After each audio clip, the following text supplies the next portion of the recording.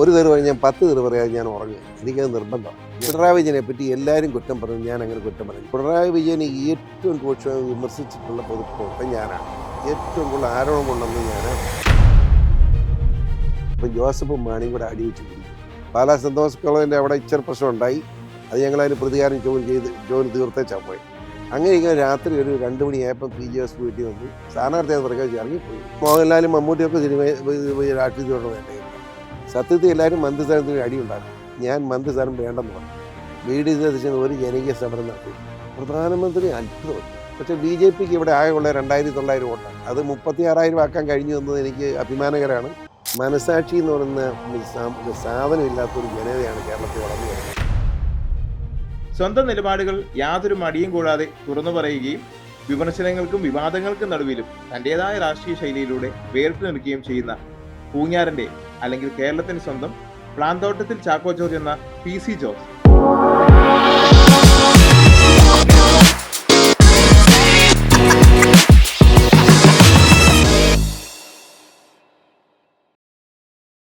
നമസ്കാരം സാർ, പലപ്പോഴും നമ്മൾ കേട്ടിട്ടുള്ള ഒരു PC ജോർജിന്റെ ഒരു മുഖമുണ്ട് മാധ്യമങ്ങളിലൂടെയും, അതേപോലെ തന്നെ ഈ പല ഓൺലൈൻ മീഡിയകളിലൂടെയൊക്കെ നമുക്ക് കേട്ടുപരിച്ചുള്ള ഒരു PC ജോർജ് ഉണ്ട്. ഭയങ്കര കലിപ്പനാണ്, അല്ലെങ്കിൽ എന്ത് ചോദിച്ചാലും ദേഷ്യത്തോടെ തെറി പറയുന്നവന് തിരിച്ച് അതേ ഭാഷയിൽ മറുപടി കൊടുക്കുന്ന, ആര് ചോദിച്ചാലും തൻ്റെ അഭിപ്രായങ്ങൾ യാതൊരു മടിയും കൂടാതെ വ്യക്തമായിട്ട് പറയുന്ന ഒരു PC ജോർജ്. ശരിക്കും ഇതാണോ യഥാർത്ഥ PC ജോർജ്? ഞാൻ ആരാണെന്ന് ശരിക്കും ഞാൻ തന്നെ പറയാം. ആ പറഞ്ഞതിനകത്തൊരു കാര്യമുണ്ട്. ഞാൻ ചോദിക്കുമ്പോൾ എനിക്കറിയാവുന്ന കാര്യം ഞാൻ വിളിച്ചു നോക്കാറുണ്ട്, സത്യം വിളിച്ചു പറയാറുണ്ട്. അത് രാഷ്ട്രീയക്കാർക്ക് നല്ലതാണോ വെച്ചാൽ നല്ലതല്ല, എനിക്കറിയാം. എങ്കിലും ഞാൻ സത്യം വിളിച്ചു പറയാം. പിന്നെ തെറി പറയുന്നത്, ഒരു തെറി പറഞ്ഞ് ഞാൻ 10 തെറി പറയാതെ ഞാൻ ഉറങ്ങുക. എനിക്കത് നിർബന്ധമാണ്. അത് എൻ്റെ ഒരു അഭിപ്രായമൊക്കെ മലയാളി സമൂഹത്തിൽ. ഒരുത്തൻ അടി തന്നാൽ അവൻ്റെ റൗഡീസാണ്. ഒരുത്തൻ അടി തന്നാൽ അവന് 10 അടി കൊടുക്കണം. എങ്കിലും നാട്ടിൽ സമാധാനം നീതി ഉണ്ടാവും കേട്ടോ. ഒരുത്തൻ ഗുണ്ടായിട്ടിറങ്ങി അടിച്ചടിച്ച് കിടന്നാലോ അവനെ അടിച്ച് വീഴിക്കണം. എൻ്റെ അഭിപ്രായം അതാണ്. എങ്കിൽ പിന്നെ ആ നാട്ടിൽ സമാധാനം ഉണ്ടാവും. ഞാൻ നിഷ്പക്ഷമായിട്ട് അഭിപ്രായം പറയണം. ആരുമായിട്ടും വഴക്കിനും വയ്യ, അവർക്കും പോകാൻ പാടില്ല. നമ്മളാരും ചീത്ത പറയേണ്ടതായിട്ടില്ല. ഞാൻ അങ്ങനെ ചീത്തയും പറയാറ്. പക്ഷേ എന്നോട് ഒന്ന് പറഞ്ഞ് ഞാൻ 2 പറയും. അപ്പോൾ അയ്യോ ഭയങ്കര ചീത്ത വിളിച്ചത്. അങ്ങനെ ഒരു ചീത്തയും വിളിയില്ല. വിളിക്കേണ്ടവനെ വിളിച്ചിരിക്കണം എന്നുള്ള അഭിപ്രായക്കാരനെ. ഞാനല്ലാതെ ഒരു രാഷ്ട്രീയ കാര്യങ്ങളിലും അമിതമായി ഇടപെടാറില്ല. ഇപ്പോൾ പ്രത്യേകിച്ച് ഞാൻ ഭാരതീയ ജനതാ പാർട്ടിയുടെ ഒരു പ്രവർത്തകൻ എന്ന നിലയിൽ വളരെ ശക്തമായ BJPയുടെ പ്രവർത്തനമായിട്ട് തന്നെ മുന്നോട്ട് പോകാം. അതെ. അപ്പം ഏതൊരു രാഷ്ട്രീയക്കാരനും നമുക്കൊരു ബാക്ക് സപ്പോർട്ട് എന്ന് പറഞ്ഞ ഒരാൾ വേണമല്ലോ. അപ്പോൾ ചില ആൾക്കാർക്ക് അത് കുടുംബമായിരിക്കും, ചില ആൾക്കാർക്ക് അത് കൂട്ടുകാരായിരിക്കും. സാറിൻ്റെ ഒരു പിൻബലം, അല്ലെങ്കിൽ സാറിന് എന്ത് കാര്യങ്ങൾ വന്നാലും പിന്തുണയ്ക്കാൻ അല്ലെങ്കിൽ അങ്ങനെയുള്ള ഒരാൾ ഉണ്ടോ? അത് എൻ്റെ മൂത്തവൻ ഷോൺ ജോർജാണ്, ചാക്കോച്ചെന്ന് വിളിക്കുന്നത്. അവനാണ് എല്ലാത്തിനും എൻ്റെ ഒരു പിന്തുണ. ഞാൻ ഈ BJP ചേർന്ന് പോലും ഇപ്പം അവർക്ക് അഭിപ്രായ വ്യത്യാസം ഉണ്ടായിരിക്കും. പക്ഷെ ഞാൻ ചേരാൻ കാരണം നരേന്ദ്രമോദിയുടെ ഈ പ്രധാനമന്ത്രി എന്നുള്ള പ്രവർത്തനങ്ങൾ അത് ഈ രാജ്യത്തിന് ഗുണകരമാണ്. അത് രാജ്യത്തിന് ഗുണകരമാണെന്ന് മാതൃകാപരവുമാണ്. കോൺഗ്രസ് 10-60 കൊല്ലം ഭരിച്ചതിനേക്കാൾ കൂടുതൽ 2 കൊല്ലം കൊണ്ട് അദ്ദേഹം നടപ്പാക്കി. അങ്ങനെ ഒരു നല്ല മനുഷ്യൻ്റെ പാർട്ടിക്ക് ഞാൻ 1.5 കൊല്ലം ആലോചിച്ചത് ശരിയല്ലേ ശരി. അങ്ങനെയാണ് ഞാൻ BJP ചേർന്നത്. ഇന്ന് BJP മുഴുവൻ ശരിയാണെന്നോ BJP ശരിയല്ല ഒന്നും ഇല്ലെന്നോ രാഷ്ട്രീയമായി പാർട്ടി എന്ന നിലയിൽ ഇല്ലെന്നോ ഒന്നും ഞാൻ പറയുന്നില്ല. അതിനകത്തും തെറ്റുകളും കുറ്റങ്ങളും കുറവുകളൊക്കെ ഉണ്ടാകാം. ആ കുറവുകളെയും തെറ്റുകളെ അംഗീകരിച്ചുകൊണ്ട് തന്നെ തെറ്റുകളെ ഇല്ലാതാക്കി കുറവുകൾ പരിഹരിച്ച് മുന്നോട്ട് പോകാൻ കഴിയുന്ന സാഹചര്യം ഉണ്ടാകണമെന്നാണ് ജിൻഡോയോട് എനിക്ക് എൻ്റെ അഭിപ്രായം പറയാറ്. സാറ് ഒരു രാഷ്ട്രീയക്കാരനായിട്ട് അല്ലെങ്കിൽ ഒരു പൊതുപ്രവർത്തകനായിട്ട് ഇറങ്ങിയത്, ആദ്യം പൊതുപ്രവർത്തനത്തിലേക്ക് ഇറങ്ങുന്നതും പിന്നീട് മത്സരിക്കാൻ നിൽക്കുന്നതൊക്കെ അപ്പച്ചൻ പറഞ്ഞിട്ടാണ്, സാറിൻ്റെ അച്ഛൻ പറഞ്ഞിട്ടാണെന്ന് ഞാൻ വേറൊരു ഇൻ്റർവ്യൂവിൽ കേട്ടാണ്. യഥാർത്ഥം എന്താണെന്ന് വെച്ചാൽ ഞാൻ ഒരിക്കലും ഒരു രാഷ്ട്രീയ പാർട്ടിയുടെ വക്താവായി മത്സരിക്കും. ഈരാറ്റുപേട്ട ഇത് മുസ്ലിം സെൻ്ററാണ്. ഞാനിവിടെ ഭയങ്കര അഭേദവും എന്തുള്ള ജനങ്ങളാണ് ഇവിടെ ഉള്ളത്. ഞാൻ ചെറുപ്പം പോലെ ഇവിടെ അല്ലേ, എൻ്റെ വീട് ജനിച്ചത് ഇവിടെ അല്ലേ, ഇവിടെ തന്നെ. ഞാൻ അങ്ങനെ കിടക്കുമ്പോൾ ഈ മാണി ഗ്രൂപ്പ് രാഷ്ട്രീയത്തിൽ പറയുമ്പം KM ജോർജും KM മാണിയും തമ്മിൽ സ്പ്ലിറ്റുണ്ട്. ആ സ്പ്ലിറ്റിൽ ഞാൻ ജോർജ് സാറിൻ്റെ പക്ഷം, ജോർജ് സാർ ഞങ്ങളുടെ MLA, ഞാൻ ജോർജ് സാറിനോടൊപ്പം നിൽക്കാൻ ആഗ്രഹിച്ചത് നിന്നത്. പക്ഷേ ഞാൻ വ്യക്തിപരമായിട്ട് എനിക്ക് അടുപ്പമുണ്ടായിരുന്നത് TN ജേക്കബും PJ ജോസഫുമാണ്. അവർ 2 പേരും കൂടെ നിർബന്ധമായി തിരുവനന്തപുരത്തിൻ്റെ വട്ടം പിടിച്ചു. നമുക്ക് മാണി ഗ്രൂപ്പിന് ഇല്ലേ പറ്റില്ല. അങ്ങനെ അവരെ ഇട്ടേച്ച് പോകാൻ പ്രത്യേകിച്ച് TNG ഒക്കെ പിന്നെ ഇട്ടേച്ച് പോകാൻ എനിക്ക് പറ്റാതായി.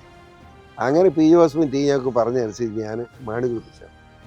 അങ്ങനെ മാണി ഗ്രൂപ്പിൽ പോയിക്കൊണ്ടിരിക്കുമ്പോഴാണ് 79 ഞാൻ മാണി ഗ്രൂപ്പിൻ്റെ സജീവ പ്രവർത്തകനായിരുന്നു. 79 അവസാനമായപ്പോഴത്തേക്കിനും ഇവിടെ ഒരു തെരഞ്ഞെടുപ്പ് ഇവിടെ പൂഞ്ഞാർ നിയമമണ്ഡലത്തിൽ 77 നിയമസഭാ തെരഞ്ഞെടുപ്പിൽ 14,705 വോട്ടിൻ്റെ ഭൂരിപക്ഷത്തിന് മാണി ഗ്രൂപ്പിൻ്റെ BJ ജോസഫ് തന്നെ MLA വന്നു. അങ്ങനെ പോകുന്ന സമയത്താണ് 79 അവസാനമായപ്പോൾ ജോസഫും മാണിയും കൂടെ അടിവെച്ച് പിരിഞ്ഞു. ആ പിരിച്ചിൽ എവിടെ നിൽക്കണം എന്നുള്ളത് എനിക്ക് തർക്കം ഉണ്ടായില്ല. കാരണം എന്ന് വെച്ചാൽ സ്വാഭാവികമായിട്ട് ഞാൻ ജോസഫിൻ്റെ പക്ഷമാണ്. അങ്ങനെ ഞാൻ ജോസഫിനോട് നിൽക്കാൻ തീരുമാനിച്ചു. ജോസഫിന് അന്ന് ആൾക്കൂട്ടമൊന്നും ആരുമില്ല, ഇറങ്ങിയപ്പോൾ ആരും കിട്ടാനില്ലാത്ത നിലയായിരുന്നു. പുള്ളി കയറി പ്രഖ്യാപിച്ചു കാളകെട്ടിയിൽ നിന്ന് തിടണ പഞ്ചായത്താണ്, കാളകെട്ടിയിൽ നിന്ന് കോട്ടയത്തേക്ക് മാർച്ച് നടത്തുന്നു ആയിരങ്ങൾ. എല്ലാം കൂടെ എവിടെ കിട്ടാൻ ആളുമല്ലോ ഉണ്ടോ പുള്ളിക്ക്, നടക്കണ്ടേ, ചുമ്മാ പ്രഖ്യാപിച്ചതാണ്. അവസാനം പുള്ളിയുടെ അമ്മാവനുണ്ട് വാഴയെ ബേബിച്ചേട്ടന് ഞാനും കൂടെ ഇങ്ങനെ ആലോചിച്ചു, ബേബിച്ചേട്ടൻ ഇങ്ങനെ ഈ മനുഷ്യൻ പ്രഖ്യാപിച്ചു നമ്മളൊന്ന് സഹായിക്കണമല്ലോ. അങ്ങനെ ഞങ്ങൾ ആളെ സംഘടിപ്പിച്ചു. പുള്ളി ഇത് കാളകെട്ടി വന്ന് പിന്നെ പുള്ളി നടന്നു. ഞാനും ബേബിച്ചേട്ടനും മിന്നൽ ഒരു 100 അടി മിന്നലാണ് നടന്നത്. അങ്ങനെ കിടക്കാൻ കാരണം വെച്ചാൽ പുള്ളി ആക്രമിക്കുമെന്ന് പറഞ്ഞിട്ടുണ്ടായിരുന്നു, അവിടെ നോക്കിയാൽ വന്നത്. അപ്പം KM മാണി പ്രഖ്യാപിച്ചു പാലാ കടത്തുകയാണ്, എന്നാൽ പാലാ കടക്കുമെന്ന് നോക്കാൻ ഞങ്ങൾ തീരുമാനിച്ചു. അങ്ങനെ പാലായിൽ ഞങ്ങൾ ആദ്യത്തെ ദിവസം ഭരണങ്ങാനത്ത് അവസാനിപ്പിച്ചു. പിന്നെ 2ാം ദിവസം ഭരണങ്ങാനത്ത് നിന്ന് ഞങ്ങൾ ഏറ്റുമാനൂർ അവസാനിപ്പിച്ചു. ആ യാത്രയിൽ മുഴുവൻ ഞങ്ങൾ നടക്കുകയായിരുന്നു. ഞാനും ബേബിച്ചേട്ടനും നടന്നാണ് പോയത്. പാലാ സെൻറ് തോമസ് കോളേജിൻ്റെ അവിടെ ഇച്ചിരി പ്രശ്നം ഉണ്ടായി. അത് ഞങ്ങളതിന് പ്രതികാരം ജോലി തീർത്തേച്ചാണ് പോയത്. അങ്ങനെ നടന്നങ്ങ് പോവുകയും ചെയ്തു. അത് കഴിഞ്ഞ് ജോസഫ് ഇങ്ങനെ എല്ലായിടത്തും ഓടി നടന്ന് ഞാനും ചങ്കും പറിച്ച് ഓടി നടന്നിട്ടുണ്ട്, ജോസഫിനെ വളർത്തുക എന്നുള്ള നിലയിൽ. അങ്ങനെ ഇരിക്കുമ്പോൾ ഇലക്ഷൻ വന്നു. കാരണം 3 കൊല്ലം കഴിഞ്ഞപ്പം അച്യുതൻ ഗവൺമെൻറ് രാജിവെച്ച് ഇലക്ഷനിലേക്ക് പോയി. പ്രതീക്ഷിക്കാത്ത സംഭവമാണ്. അപ്പോൾ ഇവിടെ പൂഞ്ഞാലിൽ ആരെയും നിർത്തുന്നുള്ളൂ ഞങ്ങൾ, കാരണം 14,705 വോട്ടിൻ്റെ ഭൂരിപക്ഷമാണ്. അത് തന്നെ മുന്നിൽ കൊടുത്ത് മാണിയും AK ആൻ്റണിയും കൂടുകയും ചെയ്തു. അപ്പോൾ അത്രയും പ്രബലമായ ഒരു പാർട്ടിയുടെ മത്സരിക്കാൻ ആരും തയ്യാറുണ്ട്. മാത്തച്ചൻ കുറുനാക്കുന്ന ഉൾപ്പെടെ പരിശീലിക്കുന്നത്. അങ്ങനെ പല ആളുകളെയും, അതായത് പരീക്ഷിക്കാത്ത ആളുകളിലൊക്കെ നമ്മുടെ മാത്തച്ചൻ എന്ന് പറയുന്ന കരിയാപരിയിടം മരിച്ചുപോയവരൊക്കെ അവരൊക്കെ പരീക്ഷിച്ച് അവരാരും നിൽക്കാൻ തയ്യാറ്. മാത്തച്ചൻ നിൽക്കാൻ തയ്യാറ്, പക്ഷേ മാത്തച്ചനെതിരായിട്ട് അന്നേരം ബോസ്റ്റൺ ബോർഡ് ഇറങ്ങി, അതുകൊണ്ട് പുള്ളി നിൽക്കുകയായിരുന്നു. അങ്ങനെ ഇങ്ങനെ രാത്രി ഒരു 2 മണിയായപ്പം PJ ജോസഫ് വീട്ടിൽ വന്നു. ഞാൻ ബെല്ലടിച്ച് ഞാൻ ഇറങ്ങി വന്നപ്പോൾ പുള്ളി എൻ്റെ കയ്യിലോട്ടൊരു ഇത് പിടിച്ചേ പറയുമ്പോൾ ഇങ്ങനെ തന്നു. ഞാനത് മേടിച്ചത് നോക്കിയപ്പം ഇച്ചിരി രൂപയാണ്, 3000 രൂപ കൊണ്ട് കെട്ടിവെച്ചോണം, ഞാൻ പോവുകയാണെന്ന് പറഞ്ഞു. സ്ഥാനാർത്ഥിയാന്ന് പ്രഖ്യാപിച്ച് ഇറങ്ങിപ്പോയി. ഒരക്ഷരം വിട്ടാൽ കാറൊക്കെ പോയി. എൻ്റെ ദൈവം എന്നാ ചെയ്യും. അപ്പോൾ അപ്പൻ ഇപ്പുറത്തേക്ക് പോട്ടിക്കില്ല. അപ്പം പറഞ്ഞു കിടക്കടാ കയറി കിടക്കാൻ. ഞാൻ മിണ്ടാ പോയി കിടന്നു. രാവിലെ 5 മണിയാകുമ്പോൾ വിളിച്ചേപ്പിച്ചു. അപ്പം തന്നെ വിളിച്ചേപ്പിച്ച് വീട്ടിൽ വാതൊക്കെ കൊണ്ടുവന്നു.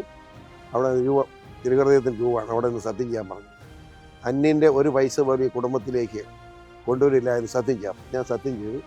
അപ്പോൾ മടിയിൽ നിന്ന് ഒരു 10,000 രൂപ എടുത്തു, നോമിനേഷൻ കൊടുത്തോളാം മതി, നിൻ്റെ നേതാവ് വേറെ ആരും ഇല്ല, അയാളെ അപമാനിക്കണം, നിൽക്കാൻ പറഞ്ഞു. അങ്ങനെ നിൽക്കാൻ തീരുമാനിച്ചു. അന്ന് ആ ഇലക്ഷൻ 2,10,000 രൂപ ചിലവായി. ഒരു പൈസ പോലും പിരിക്കാൻ പാടില്ലെന്ന് അപ്പനെ നിർദ്ദേശമാക്കി. മുഴുവൻ അപ്പം കാശ് തന്നു.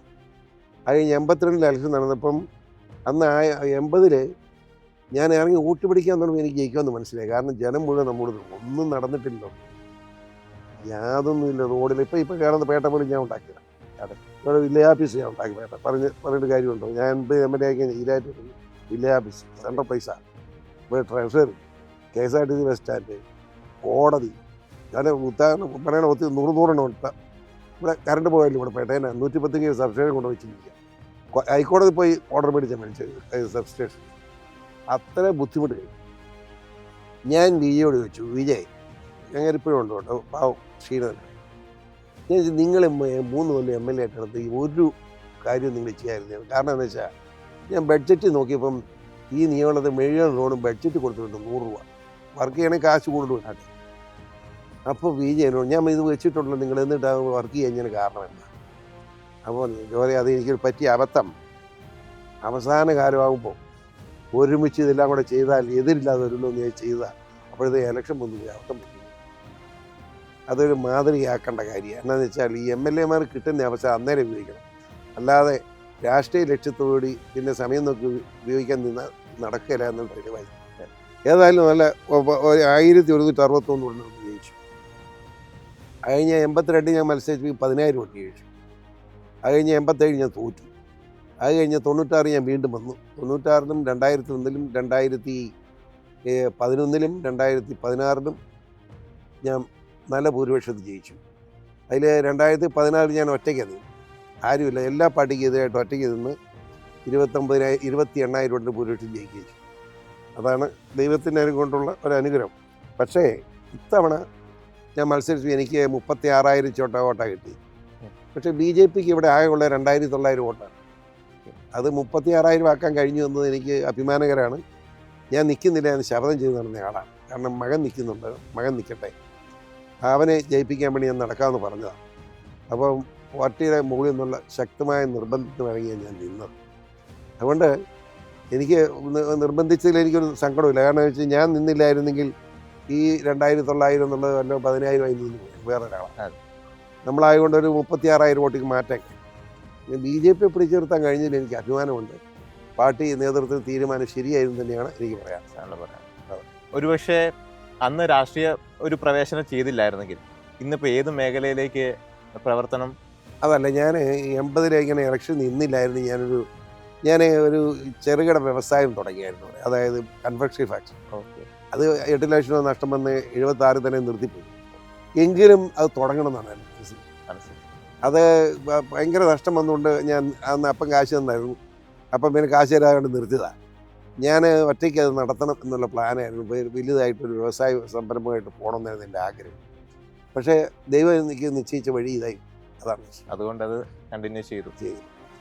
ഒരുപക്ഷെ എനിക്ക് തോന്നുന്നു പല ആൾക്കാർക്കും സാറിനെ പറ്റി ഒരു തെറ്റായ ഷെയ്ഡ് മാധ്യമങ്ങൾ വഴി ഇപ്പോൾ വന്നുകൊണ്ടിരിക്കുകയാണ്. തെറ്റായ ഷെയ്ഡ് എന്ന് പറഞ്ഞിട്ടുണ്ടെങ്കിൽ അത് യാഥാർത്ഥ്യമല്ല. പല രാഷ്ട്രീയ പാർട്ടികൾക്ക് വേണ്ടിയും മറ്റു പല ആൾക്കാർക്ക് വേണ്ടിയും കെട്ടിച്ചമയ്ക്കുന്ന പല കാര്യങ്ങൾ ഉൾപ്പെടെ ഉണ്ട്. അപ്പം അങ്ങനെയുള്ള ഇത് കണ്ടു നിൽക്കുന്ന മാധ്യമങ്ങളോട് അല്ലെങ്കിൽ കണ്ടു നിൽക്കുന്ന ആളുകളോട് സാറിന് എന്താണ് പറയാനുള്ളത്? ഈ ഒന്നും പറയാൻ മനുഷ്യ നിൻ്റെ മനസ്സന്ന് ഒരു പോലെ പറഞ്ഞു. ഹു കെയർസ് ദീസ് ഫൂഡ്സ്, ഞാൻ മൈൻഡ് ചെയ്ത്. കാരണം പറയാം, ഈരാരിയുടെ മുസ്ലിം സഹോദരങ്ങളിൽ 20,400 വോട്ട് കിട്ടി. എനിക്ക് 900 വോട്ടാണ്. ഞാൻ ഉണ്ടാക്കിയ പേട്ടയെന്ന് പറഞ്ഞു. മുനിസിപ്പാലിറ്റി പോലും ഞാൻ ഉണ്ടാക്കിയതാണ്. ഇത്രയേറെ കാര്യങ്ങൾ ഈരാരിയുടെ റോഡായിട്ട് മുഴുവൻ ഉണ്ടാക്കി വെച്ചേക്കണ്ടില്ല. ഞാൻ പോയി 5 കൊല്ലമായിട്ട് ഒരു പ്രൈവറ്റ് ബസ് സ്റ്റാൻഡ് പോലും പൊളിച്ചിട്ട് നന്നാക്കാൻ പറ്റിയിട്ടില്ല മാറി. അങ്ങനെയൊക്കെ കിടപ്പുണ്ട്. എന്നാലും അവർ വോട്ട് ചെയ്യുന്നില്ല. എന്നാ കാരണം? ഞാൻ മുസ്ലിം വിരുദ്ധനാണെന്ന പ്രചരണം എൻ്റെ പ്രൈവറ്റ് സെക്രട്ടറിയായി ഞാൻ കൊണ്ടുനടന്ന ഒരു മുസ്ലിമും ഇവിടുത്തെ ഒരു കത്തീബായിരുന്ന മനുഷ്യൻ കൂടി ചേർന്ന് നടത്തിയ തെറ്റായ പ്രചരണത്തിൻ്റെ അടിസ്ഥാനത്തിലുണ്ടായിരുന്ന ഒരു പ്രശ്നമാണ്. ഞാനതൊന്നും തിരുത്താൻ നടക്കുന്നത് സമയമുള്ളപ്പോൾ തിരുത്തിക്കോട്ടെ. ഞാൻ ഇതിനൊന്നും മറുപടി പറയാൻ ഉദ്ദേശിക്കുന്നില്ല. PC ജോർജ് എന്ന വ്യക്തിയെ പറ്റി ഇപ്പോൾ സാറിനെ പറ്റി ഒരു അഭിപ്രായം കാണുമല്ലോ. എനിക്ക് സാറിൻ്റെ ഒരു 2 നെഗറ്റീവ് സൈഡും 2 പോസിറ്റീവ് സൈഡും പറയാൻ പറഞ്ഞിട്ടുണ്ടെങ്കിൽ സാറ് പറയുന്ന കാര്യങ്ങൾ എന്തൊക്കെയായിരിക്കും? എൻ്റെ നെഗറ്റീവ് സൈഡ് എന്നാന്ന് വെച്ചാൽ അധികാരം വേണ്ടെന്നുള്ള ഒരു തീരുമാനം. അതായത് VS അച്യുതാനന്ദനെ മന്ത്രിയായിട്ട് പ്രഖ്യാപിച്ചു. ഞാൻ അദ്ദേഹത്തിന് രാവിലെ വീട്ടിൽ ചെന്ന് നല്ല വാക്ക് പറഞ്ഞു വേണ്ടാന്ന്. ഉമ്മൻചാണ്ടി എന്നെ മന്ത്രിയാക്കാൻ വേണ്ടി എറണാകുളം ഗസ്റ്റ് ഹൗസിൽ വന്ന് ഉമ്മൻചാണ്ടി, കുഞ്ഞാലിക്കുട്ടി ഉൾപ്പെടെ, കുഞ്ഞാലിക്കുട്ടി വളരെ സ്ട്രോങ് ആയിരുന്നു, PJയോടും മാണിയോടും പറഞ്ഞതാണ്. PJയും അപ്പോൾ ഉമ്മൻചാണ്ടി ഇങ്ങനെ നിർബന്ധം പറഞ്ഞപ്പോൾ ചില ഒരു ദുർബലം ആയാലോ എന്നുകൂടെ എൻ്റെ മനസ്സിൽ തോന്നിയായിരുന്നു. എൻ്റെ സ്വഭാവമാണ് വേണ്ടെന്നുള്ളത്. പക്ഷേ അവിടെ വെച്ച് സംസാരിച്ച ജോസഫ് വേണ്ട, 2 മതി, മാണിയും ജോസഫും മതി മന്ത്രിമാരെന്ന് അവർ പറഞ്ഞു. അപ്പോൾ ഉമ്മൻചാണ്ടിയും കുഞ്ഞാലിക്കുട്ടിയും പറഞ്ഞു 3 കൊടുത്ത് യോറിനെ കൂടെ ആക്കാൻ പറഞ്ഞു. ഞങ്ങൾക്ക് 2 മതി എന്ന് അവർ പറഞ്ഞു. അപ്പോൾ ഞാൻ പറഞ്ഞു പാർട്ടി തീരുമാനത്തിന് വിരുദ്ധമായി 3ാമത് സ്ഥാനം എനിക്ക് ആവശ്യം. അങ്ങനെ മന്ത്രിസ്ഥാനം വേണ്ടെന്ന് വെച്ച സ്വഭാവം. സത്യത്തിൽ എല്ലാവരും മന്ത്രിസ്ഥാനത്തിന് അടിയുണ്ടാക്കും. ഞാൻ മന്ത്രിസ്ഥാനം വേണ്ടെന്ന് പറഞ്ഞു. അത് രാഷ്ട്രീയക്കാരൻ്റെ പേർന്നതല്ല. ഒരു രാഷ്ട്രീയ പ്രവർത്തകനാണെങ്കിൽ അധികാരം കയ്യിൽ വരേണ്ടതാണ്. അത് മന്ത്രിസ്ഥാനം വേണ്ടെന്ന് പറയുന്നത് എൻ്റെ ഏറ്റവും വലിയ മൂളറിയായിട്ട് ഞാൻ ഇപ്പം മനസ്സിലാക്കും. അതെ. പിന്നെ ഒരു ഇത് ജനങ്ങളിൽ നിന്ന് നന്ദി പ്രതീക്ഷിക്കണം. നമ്മളൊരു കാര്യം ചെയ്താൽ നന്ദി വേണം എന്ന് പറയാനേ പോകണം. ഒരു പൊതുപ്രവർത്തകർ എന്നതിൽ നമ്മൾ ജനങ്ങളോടൊപ്പം നിന്ന് പ്രവർത്തിക്കും, നല്ലത് ചെയ്തു പോകുന്നു. നന്ദിയുള്ള നന്ദി കാണിക്കും, നന്ദി ഇല്ലാത്തവൻ നന്ദി ഇല്ലാതെ കാണിക്കും. പ്രത്യേകിച്ച് മലയാളി സമൂഹത്തിൽ നന്ദി കെട്ടവരാണ് കൂടുതൽ. അതിൻ്റെ പേരിൽ ദുഃഖിക്കാൻ പാടില്ല. ഇതാണ് എൻ്റെ ഒരു 2 നെഗറ്റീവ് പറയാനുള്ള കാര്യം. ഇപ്പം സാറ് മന്ത്രിസ്ഥാനം ഉപേക്ഷിച്ച കേസ് പറഞ്ഞു, വേണ്ടാന്ന് വെച്ച കേസൊക്കെ പറയുന്നു. അപ്പോൾ ഇപ്പോഴത്തെ ഒരു രീതിക്ക് ഇപ്പം നിലവിലുള്ള രാഷ്ട്രീയ പ്രവർത്തകരിൽ സാറിൻ്റെ ഏറ്റവും അടുത്ത സുഹൃത്തുക്കൾ അല്ലെങ്കിൽ നല്ലൊരു രാഷ്ട്രീയ പ്രവർത്തകൻ എന്ന് പറയാൻ കേരളത്തിൽ സാറിന് ചൂണ്ടിക്കാണിക്കാൻ പറ്റുന്ന ഒരു വ്യക്തി ആരാണ്? ഞാൻ ആരെയും ചൂണ്ടിക്കാണിക്കുന്നില്ല. കാരണം ഒരാളെ ചൂണ്ടിക്കാണിച്ച് മറ്റുള്ളവരെല്ലാം അപമാനിക്കുന്ന വ്യക്തിയാണ്. ഇപ്പൊ സാറിന് ഒരു രാഷ്ട്രീയ ഗുരു ഉണ്ടാവുമോ? അങ്ങനെ ആളില്ലെന്ന് ഗുരു. അങ്ങനെ ഒരു ഗുരു ഇല്ല നമുക്ക്. മനസ്സിലായി. അപ്പൊ അങ്ങനെ ഒരു വ്യക്തിത്വം ഇല്ല, പറയത്തക്കതായിട്ടില്ല. ഓക്കെ. അപ്പോൾ പൂഞ്ഞാറുകാരെ സംബന്ധിച്ച് ഇപ്പം പൂഞ്ഞാറിൽ ഇപ്പം ഏത് കുഞ്ഞിൻ്റെ അടുത്ത്, പൂഞ്ഞാറെന്നല്ല കേരളത്തിൽ തന്നെ ഏത് കുഞ്ഞിൻ്റെ അടുത്ത് ചോദിച്ചാലും PC ജോർജ് ആരാണെന്ന് ചോദിച്ചാൽ അറിയാം. അപ്പം അവരിലേക്കൊക്കെ സുപരിചിതനായിട്ട് എത്താൻ സാറിന് കഴിഞ്ഞിട്ടുള്ളെങ്കിൽ അതിന് പിന്നിലെ ഒരു കാരണം എന്താണ്? ഞാൻ സ്കൂളുകളിൽ മുഴുവൻ പോയി. ആദ്യമായിട്ട് സ്കൂളുകളിൽ അവാർഡ് ഏർപ്പെടുത്തുകയാണ് പിള്ളേർക്ക്. ഈ നിയോജകമണ്ഡലത്തെ മുഴുവൻ സ്കൂളിലും 100% വിജയം കിട്ടിയാൽ മുഴുവൻ പിള്ളേർക്ക്, സ്കൂളിൽ പഠിക്കുന്ന 1 മുതലുള്ള 10ാം ക്ലാസ് വരെയുള്ള മുഴുവൻ പിള്ളേർക്ക്, +2 വരെയുള്ള മുഴുവൻ പിള്ളേർക്ക് കോഴി ബിരിയാണി കൊടുക്കുമെന്ന് പറഞ്ഞു. ഞാൻ എല്ലാ സ്കൂളിലും പോയി വെച്ചു. ഗുണം എന്താണെന്നറിയോ? മുഴുവൻ സ്കൂളും 100%. മനസ്സിലായി? 2 കൊല്ലം കൊണ്ട് 100%. വലിയ ആഘോഷം വെച്ച് എല്ലാ സ്കൂളിലും ഞാൻ കോഴി ബിരിയാണി കൊണ്ട് കൊടുക്കും. അത് നമ്മുടെ മര്യാദയാണ്, പിള്ളേർ ആഗ്രഹിച്ചത്. അങ്ങനെ കുഞ്ഞുങ്ങളുമായിട്ട് കൂടുതൽ ബന്ധമായി എനിക്ക്. അതാണ് സത്യം. അതിപ്പം ഇവിടെ എല്ലാവരും ചിരിച്ചു. തറനാട് ക്ഷേത്രത്തിൽ വെച്ച് ഒരു 2 വയസ്സുള്ള കൊച്ച് അമ്മയുടെ തുളയിൽ ഇരുന്ന് കൊച്ച് ചാടി വന്ന് എന്നെ കൊടുത്ത് ചാടി എൻ്റെ തുടങ്ങി. മനുഷ്യൻ പോലും ചിരിച്ചു പോയി. 2 വയസ്സുള്ള കൊച്ച്. മനസ്സിലായി? അതുകൊണ്ട് കുഞ്ഞുങ്ങളുടെ മനസ്സ്, ഞാൻ ഒരു കള്ളത്തരവും ഉള്ളകയില്ല, പിടിച്ചുപറിയില്ല ജീവിക്കുന്നതുകൊണ്ട് ദൈവത്തിൻ്റെ ഒരു കാരുണ്യമായിരിക്കാം പിള്ളേർ എന്നോടൊപ്പം സ്നേഹത്തിൽ നിൽക്കുന്നു. ഇപ്പോൾ സ്കൂളുകളിലെ കാര്യം പറഞ്ഞു. സാറിൻ്റെ വിദ്യാഭ്യാസം, സാറ് പഠിച്ച കാര്യങ്ങളെ പറ്റിയൊന്നും നമ്മൾ ചോദിച്ചില്ല. ഞാൻ ഇവിടെ പഠിച്ച വേലാമ്പാറയുണ്ട് ഇവിടെ അടുത്ത്. ആ വേലാമ്പാറ LP സ്കൂളിലാണ് ഞാൻ പഠിച്ചത്. ക്ലാവുതി അമ്മ ഒക്കെ ഉണ്ടായിരുന്നു, കാമീറ്റ അമ്മ ഒക്കെ ഓർക്കുകയാണ്. അവിടെയാണ് പഠിച്ചത്. അത് കഴിഞ്ഞ് 5ാം ക്ലാസ് കഴിഞ്ഞ് അരുവത്ത് സെൻറ്റ് ജോർജ് ഹൈസ്കൂൾ അരുവത്തറയാണ് പഠിച്ചത്. അത് കഴിഞ്ഞ് ഞാൻ അരുവത്തറ കോളേജ് പഠിച്ചു.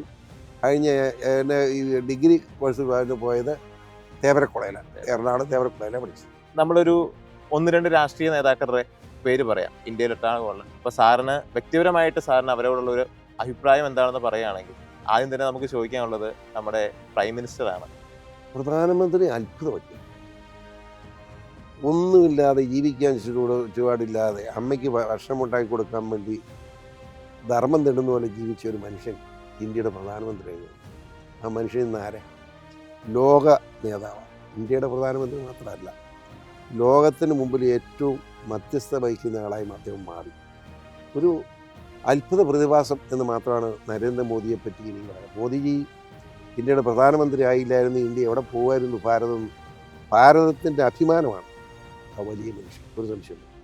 പിന്നെ നമുക്ക് വരാനുള്ളത് പിണറായി വിജയനാണ്. പിണറായി വിജയനെ പറ്റി എല്ലാവരും കുറ്റം പറയും. ഞാൻ അങ്ങനെ കുറ്റം പറയും. ഞാൻ ഒരു കാര്യം പറയാം. പിണറായി വിജയനെ ഏറ്റവും രൂക്ഷമായി വിമർശിച്ചിട്ടുള്ള പൊതുപ്രവർത്തകൻ ഞാനാണ്. ഏറ്റവും കൂടുതൽ ആരോപണം കൊണ്ടുവന്നത് ഞാനാണ്.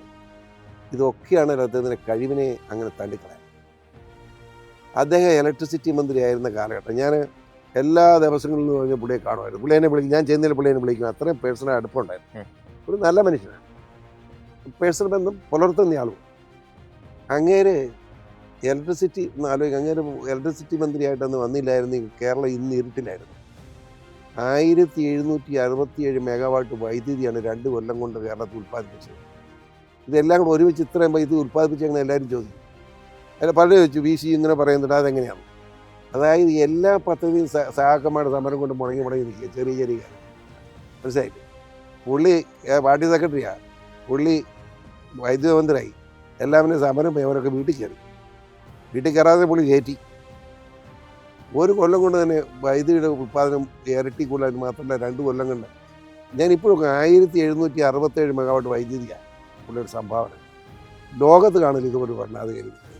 ആ കാര്യത്തിൽ പിണറായി വിജയനെ അഭിനന്ദിച്ച് മതിയാണ്. ഞാൻ അദ്ദേഹത്തെ കുറ്റപ്പെടുത്താനില്ല. പിന്നെ അങ്ങനെ ഒരു കുഴപ്പം എന്നാ വെച്ചാൽ ആദ്യത്തെ മന്ത്രിസഭ 5 കൊല്ലം നല്ല ഭരണമായിരുന്നു.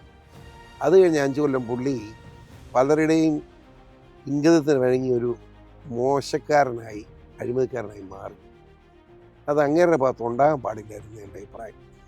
അത്രമാത്രം ജനബന്ധനുണ്ടായിരുന്നപ്പോൾ പിണറായി വിജയൻ കേരളത്തിൽ ഏറ്റവും വലിയ ജനശത്രുവായി മാറുന്നത് കാണാൻ കഴിയും. ഈ തെരഞ്ഞെടുപ്പ് UDFിൻ്റെ വിജയം വന്ന UDFിൻ്റെ അല്ലത്, പിണറായി വിരുദ്ധതയുടെ വിജയം. ആ ഗതികേട് വരുത്തേതായിരുന്നു പിണറായി വിജയൻ ശ്രദ്ധിക്കേണ്ടതായിരുന്നു എൻ്റെ അഭിപ്രായം. പുള്ളി പ്രതിപക്ഷ നേതാവായി വന്ന് എനിക്ക് സന്തോഷം. അതാണ് എൻ്റെ മര്യാദ. പുള്ളി തന്നെ പറയാൻ വേറെ ആരും ഇപ്പം സി പി എമ്മിനകത്ത് തന്നെ ഇല്ല. സി പി എമ്മിൽ നോക്കുമ്പം ഉള്ളത് ഭേദം അങ്ങനെ തന്നെയാണ്. അതുകൊണ്ട് തെറ്റില്ലെന്ന് എൻ്റെ. അപ്പോൾ യു ഡി എഫിൻ്റെ ഒരു വലിയ വിജയത്തെ പറ്റി നമ്മൾ ചർച്ച ചെയ്യുമ്പം അതിനോടൊപ്പം തന്നെ ചർച്ച ചെയ്യേണ്ട ഒരു കേസാണ് വി ഡി സതീശൻ്റെ പങ്ക്. വി ഡി സതീശൻ്റെ പങ്ക് ഞാൻ പറയാം. നിഷ്പക്ഷമായിട്ട് ചിന്തിക്കണം. വി ഡി സതീശൻ ഒരു ജനകീയ സമരം നടത്തിയിട്ട് വർത്തമാനം പറയും. വി ഡി സതീശൻ എല്ലായിടത്തും നിന്ന് പത്രസമ്മേളനത്തിൻ്റെ രാജാവായിട്ട് കേരളം മുഴുവൻ ഓടി നടന്ന് പത്രസമ്മേളനം നടത്തിയിട്ടുണ്ട്. അതിനുള്ള അവസരം പിണറായി വിജയൻ ഉണ്ടാക്കി കൊടുത്തുകൊണ്ട് വരുന്നു. അതാ കുഴപ്പം. അതുകൊണ്ട് ജനമതങ്ങളിൽ വി ഡി സതീശൻ അങ്ങോട്ട് ഉൾക്കൊണ്ടു. സ്വാഭാവികമായി വി ഡി സതീശനെ മുഖ്യമന്ത്രിയാക്കിയില്ലായിരുന്നു കേരളത്തിൽ കുഴപ്പമായി. അതുപോലെ തന്നെ നമ്മുടെ രമേശ് ചെന്നിത്തല, അയാളെ പറ്റി കുറ്റം പറയാൻ പറ്റുമോ? ആഭ്യന്തരമന്ത്രിയായിരുന്ന മനുഷ്യനാണ്. ഞാൻ എൻ്റെ ഒരു അഭിപ്രായം പറയാം. ഞാൻ ഇന്ന് യു ഡി എഫുമായിട്ട് ബന്ധപ്പെട്ടായിരുന്നെങ്കിൽ ഒരു സംശയം വേണ്ട, ആദ്യത്തെ 2 കൊല്ലം മുഖ്യമന്ത്രി രമേശ് ചെന്നിത്തല വെച്ചത്. അതൊരു നന്ദിയുടെ പ്രശ്നമാണ്. അത് കഴിഞ്ഞ് 3 കൊല്ലം വി ഡി സതീശൻ. ആ വി ഡി സതീശൻ 3 കൊല്ലം കൊണ്ട് പ്രവർത്തിച്ച് അടുത്ത ഇലക്ഷനിൽ പിന്നെയും കയറി വന്ന് പിന്നെയും പുള്ളി മുഖ്യമന്ത്രി ആയിക്കോട്ടെ. അതായിരുന്നു കോൺഗ്രസിനും യു ഡി എഫിനും നല്ലതെന്നാണ് എൻ്റെ അഭിപ്രായം. ഇപ്പം നമ്മൾ എൽ ഡി എഫിനെ പറ്റി പറഞ്ഞു, യു ഡി എഫിനെ പറ്റി പറഞ്ഞു. ഒരു ചെറിയൊരു കാര്യം സാറിൻ്റെ അടുത്ത് ചോദിക്കാനുള്ളത്, ഒരു കാരണവശാൽ ബി ജെ പി ഗവൺമെൻറ് ആയിരുന്നു കേരളത്തിൽ ഈ തവണ, അല്ലെങ്കിൽ ഈ തവണയല്ല ഇനി വരും കാലത്ത് ഫുൾ ഭരണത്തിൽ കയറിയാൽ കൊണ്ടുവരാൻ ഉദ്ദേശിക്കുന്ന അല്ലെങ്കിൽ കൊണ്ടുവരുമെന്ന സാറിന് ഉറപ്പുള്ള എന്തെങ്കിലും ഒരു പ്രധാന മാറ്റങ്ങൾ നമ്മൾ മനസ്സിലാക്കേണ്ട കാര്യം, ഇന്ത്യൻ പ്രധാനമന്ത്രി വന്ന് ഇവിടെ ആരെങ്കിലും പട്ടിണി പറഞ്ഞുകൊണ്ടോ? എന്താ കാര്യം?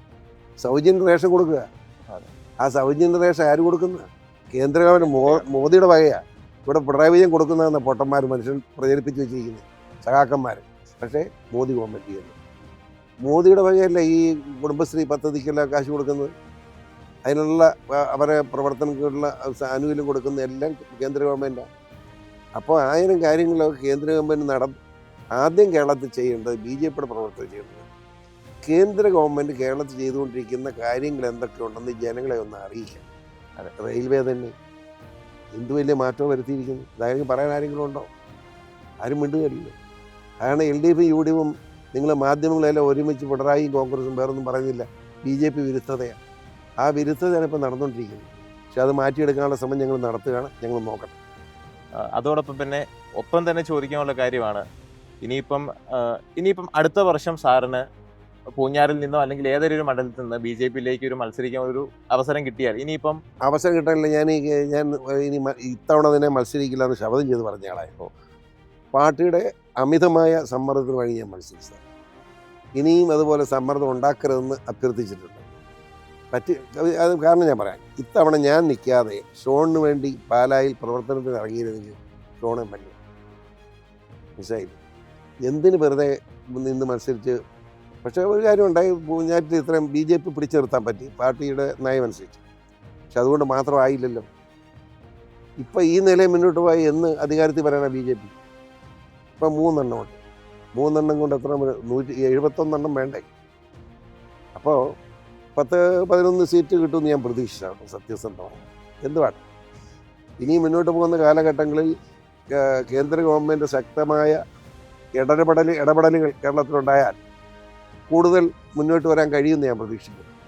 നമുക്കിനി ഇപ്പോൾ 26-31 ഇലക്ഷൻ 5 കൊല്ലം കൊണ്ട് വളരെയേറെ കാര്യം ചെയ്യാൻ പറ്റും ബി ജെ പിക്ക്. അങ്ങനെ ചെയ്ത് ജനപിന്തുണയോടുകൂടി മുന്നോട്ട് വരുന്ന ജനനേതാക്കൾ ഉണ്ടായി കാണാൻ ഞാൻ ആഗ്രഹിക്കുന്നു. ഞാനിതിനെ നോക്കിയൊന്ന് കാണാൻ ആഗ്രഹിക്കുന്നു, അതിൻ്റെ ഭാഗമാകാൻ ആഗ്രഹിക്കും. പക്ഷേ ഒരു അധികാര സ്ഥാനത്തേക്ക് വരാൻ ആഗ്രഹിക്കുന്നു. ഏതൊരു ചെറിയ സമയത്തെങ്കിലും തോന്നിയിട്ടുണ്ടോ ഒരുപക്ഷെ കോൺഗ്രസിൽ നിന്നിരുന്നെങ്കിൽ ഞാനിപ്പം ഇവിടെ MLA ആയിട്ട് തന്നെ തുടരുമായിരുന്നു? ഇന്ന് വരെ തോന്നിയിട്ടില്ല എന്ന് മാത്രമല്ല, കോൺഗ്രസ് ആകാൻ ആഗ്രഹിക്കുന്നത്. ഞാൻ എത്രയോ കൊല്ലമായി. ഞാൻ ഇന്ന് വരെ കോൺഗ്രസ് ആയിട്ടുമില്ല. പിന്നെ ഇപ്പം കോൺഗ്രസിൻ്റെ കാര്യം ആലോചിക്കേണ്ട കാര്യം എന്താ? ഇപ്പം സാറിൻ്റെ ഞാൻ പല സിനിമകളിലും ഇപ്പം അച്ചായൻസ് അങ്ങനെയുള്ള 1-2 സിനിമകളിൽ സാറിനെ ഒരു ഗസ്റ്റ് റോൾ പോലെ വന്ന് ചെറുതായിട്ട് പോകുന്ന കണ്ടിട്ടുണ്ട്. അപ്പം സിനിമ ഇഷ്ടമായിട്ട് അഭിനയിക്കുന്നതാണോ അതോ? വലിയ തമാശ സഹോദര. ഞാൻ സിനിമാക്കാരനെ സിനിമ കാണുകയില്ല. ഈ മറുമായി കാണുന്ന ഈ ബോഡികളുടെ ഞാൻ കാണാറില്ല. എന്താ സംബന്ധിച്ച് വാഗമൺ നമ്മുടെ നാടാണ് പൂഞ്ഞാർ. സ്വാഭാവികമായിട്ട് എല്ലാ ആഴ്ചയിലും ഇതിനെ വാഗമണ് കറങ്ങേണ്ടി വരും. എൻ്റെ ഈ നിയോളത്തിൽ തീക്കുവെച്ചാൽ അങ്ങനെ ചെല്ലുമ്പോൾ അവിടെ ഹിന്ദി, തമിഴ്, മലയാളം എല്ലാ സിനിമാക്കാരും ഒരു മിനിറ്റ് അഭിനയിച്ചു പോകും. അങ്ങനെ വരുന്നതാണ്. അതല്ലാതെ അഭിനയിച്ചെന്ന് പറയാനുള്ള ഒരു സിനിമകളിൽ തന്നെ KK റോഡ്, അത് അവർ വളരെ നിർബന്ധമായി പറഞ്ഞ് ഞാൻ അഭിനയിച്ചതാണ്. അതല്ലാതെ ഉള്ളൊക്കെ ചുമ്മാ 2 മിനിറ്റ് 3 മിനിറ്റാണ്. അതൊരു 10-15 എണ്ണം ഉണ്ടെന്ന് ഉറപ്പാണ്. അത് ഞാൻ സിനിമാക്കാരനല്ല, സിനിമ അഭിനയിക്കാറില്ല, സിനിമയിൽ കാണാറില്ല, ഒരിടപാടില്ല. ഈ സിനിമയുടെ കേസ് പറഞ്ഞപ്പോഴാണ് ഇപ്പം പല മുൻനിര സിനിമാ താരങ്ങളും രാഷ്ട്രീയത്തിലേക്ക് വരുന്നത് നമുക്ക് കാണാം. ഇപ്പോൾ തമിഴ്നാട്ടിലാണെങ്കിൽ വിജയനെ നമുക്ക് കാണാൻ പറ്റും. ഇനി അതല്ലെങ്കിൽ കേരളത്തിൽ തന്നെയാണെങ്കിലും പാലക്കാട് രമേശ് പിഷാരനെ കാണാൻ പറ്റും. അങ്ങനെയുള്ള പല രാഷ്ട്രീയ നേതാക്കളും സിനിമയിൽ നിന്ന് ഇങ്ങോട്ട് വരുന്നതിനെ പറ്റി സാറിൻ്റെ ഒരു അഭിപ്രായം എന്താണ്? എനിക്ക് ഒരു വിരോധമില്ല. സിനിമ അഭിനയിക്കുന്നുണ്ട്, അവർ മലയാളിയല്ല. അതെ, നമ്മുടെ പൗരന്മാരുണ്ട്, അവർ മത്സരിക്കാൻ അവകാശമുണ്ട്, അവസരമുണ്ട്, മത്സരിക്കട്ടെ. എന്നെ കുഴപ്പം. ആ മോഹൻലാലും മമ്മൂട്ടിയൊക്കെ രാഷ്ട്രീയത്തിലുള്ളത് എൻ്റെ അവരെന്നെ കുഴപ്പം തന്നെ. അല്ല, അപ്പോൾ ഇത്രയും സീനിയേഴ്സ് ആയിട്ടുള്ള രാഷ്ട്രീയ അല്ലെ പൊളിറ്റിക്സിൽ ഇത്ര എക്സ്പീരിയൻസ് ഉള്ള ആൾക്കാർ നിൽക്കുമ്പോൾ പെട്ടെന്നൊരു സുപ്രഭാതത്തിൽ അല്ല, ജനബന്ധനുള്ളവരെ ജയിക്കുന്നു. ഞങ്ങൾ വോട്ടിട്ടാൽ ജയിക്കുകയില്ല. അവർ മത്സരിക്കട്ടെ, വോട്ട് പിടിക്കട്ടെ, ജയിക്കട്ടെ. എന്നെ രാഷ്ട്രീയത്തിൽ തന്നെ കുടുംബസ്വത്ത് വല്ലതാണ്, മത്സരിക്കട്ടെ. ഞാൻ അഭിപ്രായക്കാരനല്ല. സാറിന് അവസാനമായിട്ട് ഞങ്ങളോട്, യുവാക്കളോട്, അല്ലെങ്കിൽ വളർന്നു വരുന്ന യങ് ജനറേഷനോട് സാറിന് എന്താണ് പറയാനുള്ളത്? കക്കയും മൂട്ടിക്കില്ലാതെ ജീവിക്കുക, ആത്മാർത്ഥതയും മനസാക്ഷിയും ഉണ്ടായിരിക്കുക. മനസാക്ഷി എന്ന് പറയുന്ന സാധനം ഇല്ലാത്തൊരു ജനതയാണ് കേരളത്തിൽ വളർന്നു വരുന്നത്. അതെ, വലിയ അപകടമാണ്. നിർബന്ധമായി നിങ്ങൾ നീതിബോധമുള്ളവരായി, സത്യസന്ധരായി, പരസ്പരം സഹായിക്കുന്നവരായി, സഹോദരങ്ങളായി ജീവിക്കാൻ കഴിയുന്ന സാഹചര്യം കേരളത്തിലുണ്ടാകാൻ നല്ലവരായ ചെറുപ്പക്കാരെ മുന്നോട്ട് വരണം. അതില്ലെങ്കിൽ കേരളം നശിക്കാൻ പോവുകയാണ്. ഇതാണ് എനിക്ക് അവരോട് പറയാനുള്ള ഏക ഉപദേശം. എന്തൊക്കെ പറഞ്ഞാലും ഒരുപാട് സാറിൻ്റെ വളരെ വിലപ്പെട്ട സമയമാണെന്ന് നമുക്കറിയാം. അപ്പോൾ ഒരുപാട് സമയം നമുക്ക് വേണ്ടി ചെലവഴിക്കാൻ കാണിച്ച സാറിൻ്റെ വലിയ മനസ്സിന് ആദ്യം തന്നെ ഒരു നന്ദി പറയുന്നു. എൻ്റെ ഒരു ചെറിയ മനസ്സാണ്, അതിനുള്ള നന്ദി മതി. നന്ദി, നമസ്കാരം, താങ്ക് യു. ഓക്കെ, നിങ്ങളുടെ ചാനൽ എനിക്കറിയാം, നിങ്ങൾ എത്രയും പേര് വന്നു, വളരെ സന്തോഷമുണ്ട്. തൊടുപുഴയിൽ നിന്ന് എൻ്റെ അടുത്ത സ്ഥലത്തുള്ള മാധ്യമങ്ങളാണ്. നിങ്ങളുടെ മാധ്യമ സുഹൃത്തുക്കൾക്ക് എല്ലാവർക്കും, ഈ ചാനലിൻ്റെ അണിയറ പ്രവർത്തകർക്കും എല്ലാവർക്കും ആശംസകൾ അർപ്പിക്കുന്നു. നിങ്ങളുടെ പ്രവർത്തനങ്ങൾ സുഖമായി പോകാൻ ദൈവം അനുഗ്രഹിക്കട്ടെ എന്ന് പ്രാർത്ഥിക്കുക. Thank you sir, thank you so much.